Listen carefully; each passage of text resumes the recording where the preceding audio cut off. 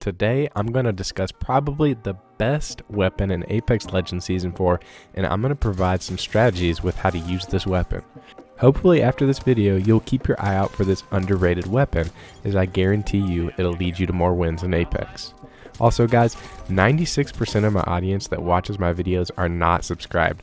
I try and bring you guys content weekly to help all of us to improve at Apex Legends. It would really mean a lot to me if you guys would consider subscribing to my YouTube channel. It's totally free and it helps me out so much. Alright guys, let's get into this weapons video.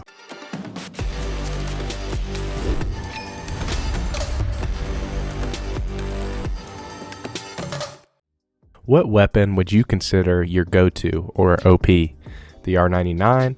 The Peacekeeper? Well, today we're covering the Havoc, which I firmly believe is probably the most versatile weapon in all of Apex. This brings me to my first point with the Havoc. Its versatility. This weapon can be extremely deadly at varied ranges, whether you're in close range combat or medium to long range combat. The select fire receiver even gives it some more range with the single fire option. Some people do question the Havoc as a weapon to push with in close range engagements. However, my tip is to hold the trigger when turning corners or when pushing targets to have the charge time ready for those close quarters fights.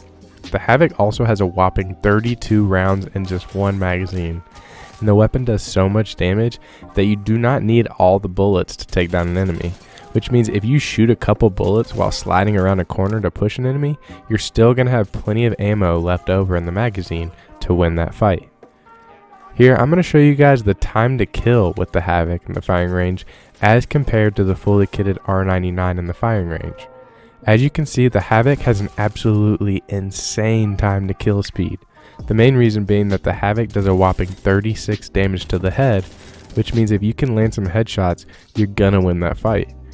After some testing in the firing range, the Havoc time to kill on a purple body shield was approximately 0.89 of a second, while a fully kitted R99 was 1.39 seconds, which just shows how much of a force the Havoc truly can be. This brings me to my second point with the Havoc. The R99 needs a barrel and extended mags to be deadly. The Peacekeeper needs a choke and a bolt. Although they took out the turbocharger this season, the Havoc comes fully equipped with everything you need on the weapon as soon as you pick it up. After they took out the turbocharger, they improved the Havoc's recoil control.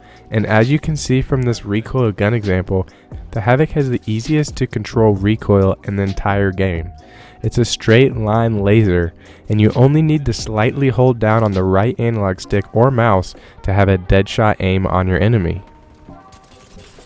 One last tip for using this gun effectively is to try and utilize this gun as your primary weapon as much as possible. You want to begin fights and start engagements with this weapon.